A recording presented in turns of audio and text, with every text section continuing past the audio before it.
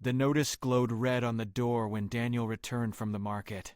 Grace stood in the hallway, her weathered hands trembling as she held the datapad. Their alien-adopted son, Krell, had made it official. Eviction. 30 days to vacate the small apartment they'd called home for 15 years. Too old to contribute, Grace whispered, reading the formal language. Drain on family resources. Daniel felt his jaw tighten. They'd raised Krell after his own parents died. Fed him, taught him, loved him. Now that their backs were bent and their hands shook, they were garbage to be discarded. We'll find somewhere, Daniel said, though he didn't believe it. They had almost nothing. Their combined savings barely covered a month's rent anywhere in the colony. As they packed their few belongings, Daniel made a decision. If they were going to be homeless, they'd be homeless with options. The scrapyard orbited the colony's outer ring, a graveyard of broken ships and failed dreams. The Vrelian dealer laughed when Daniel asked about human-made vessels. Humans don't build ships anymore, old one. You buy Vrelian quality, or you float in vacuum. But there, half buried under debris, Daniel spotted it. The hall was scorched and dented, running lights dead, but the name was still visible. Defiant Hope. That wreck? 500 credits. It'll never fly. Daniel paid without haggling. It was everything they had left. The airlock groaned when they forced it open. Emergency lighting flickered to life, casting strange shadows down the corridors. The ship was bigger than it had looked from outside. Far bigger. Military-grade construction, Daniel realized. His father had served on vessels like this before the war. Grace found the entrance on the third day of searching. A hidden panel in the cargo bay, sealed with a lock that required a handprint. She pressed her palm against it on impulse. The panel dissolved. The stairs descended into darkness, deeper than the ship's exterior dimensions should have allowed. At the bottom, a massive door bore the symbol Daniel remembered from his childhood. Earth's United Defense Force, the eagle and olive branch that hadn't been seen in 40 years. Inside, the vault was pristine. Row after row of cryopods lined the walls, frost still clinging to their surfaces. Equipment lockers held weapons Daniel recognized from old war footage, and in the center a data core pulsed with patient light. Grace touched the console. The core hummed to life. A woman's face appeared in the hologram.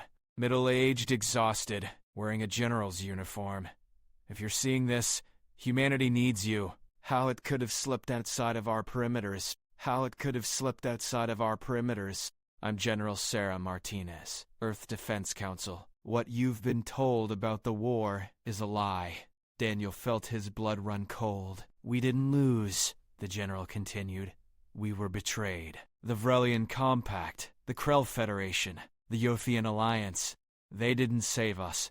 They orchestrated Earth's destruction, sold our coordinates to the Zarathi raiders, then swooped in as rescuers while our world burned. They scattered our survivors across 1,000 colonies, made us dependent, made us forget who we were. But we knew. Some of us knew. The hologram shifted, showing schematics. Project Exodus. 50 sleeper ships disguised as cargo haulers, each carrying a military unit in cryosleep, hidden across the galaxy, waiting for the day humanity would wake up. You found. Wake the others. Find the ships. Remember Earth. Take back what they stole. The message ended. Silence filled the vault. Grace looked at the cryopods with new understanding. There are people in there. Soldiers. Waiting for 40 years, Daniel said softly.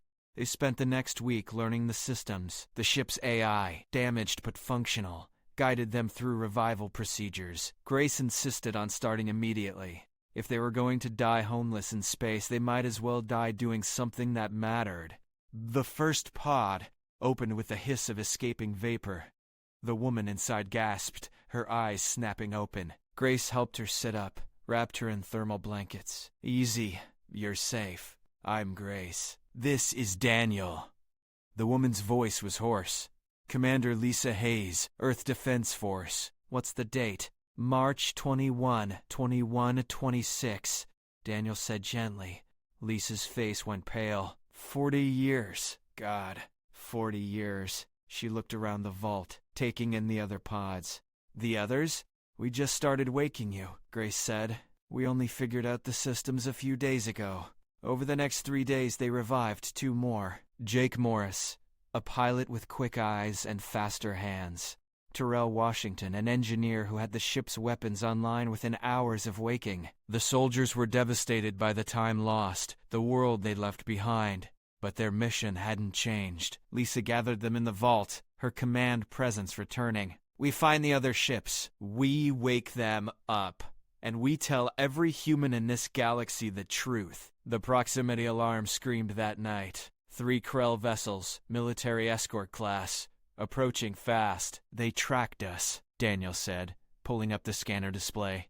Krell must have reported the ship as stolen salvage. Lisa was already in the command chair. Jake, get us moving. Terrell, I need those weapons hot. Now.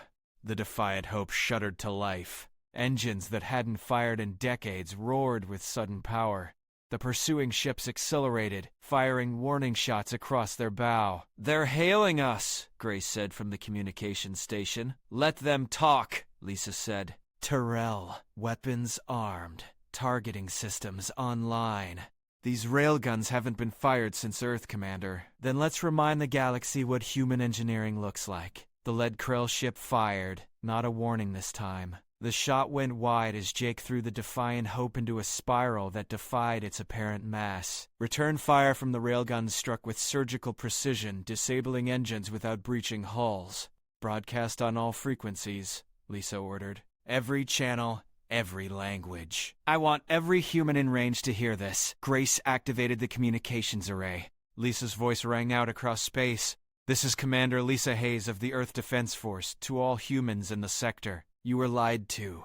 Your families were murdered. Your world was destroyed by the same species who claimed to have saved you.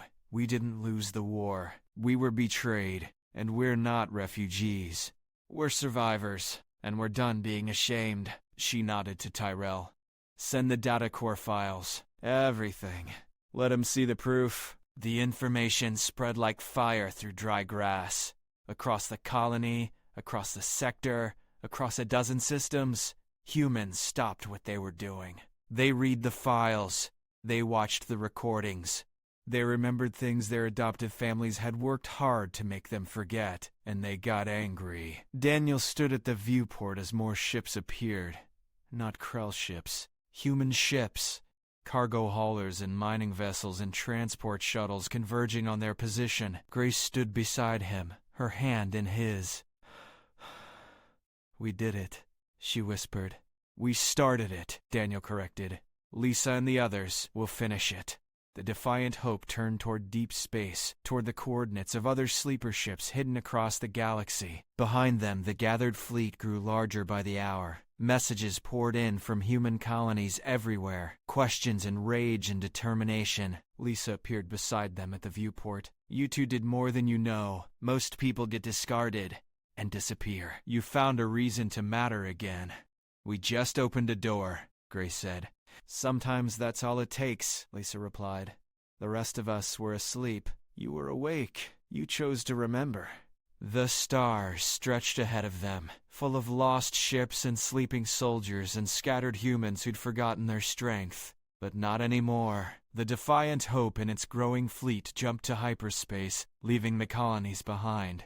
Daniel watched the streaking stars and thought of Krell, who'd thrown them away like trash, who'd never imagined 2 worthless old humans could change anything. He smiled. Humanity wasn't done. Not even close. They'd been scattered, broken, made to forget. But memory was a stubborn thing. And once awakened, it couldn't be put back to sleep. The first sleeper ship responded to their hails 3 days later, then another, and another. One by one, the lost vessels of Project Exodus came home. And with each ship, humanity grew stronger. How it could have slipped outside of our perimeters. The galaxy had discarded them as weak, dependent, finished. The galaxy was about to learn how badly it had miscalculated.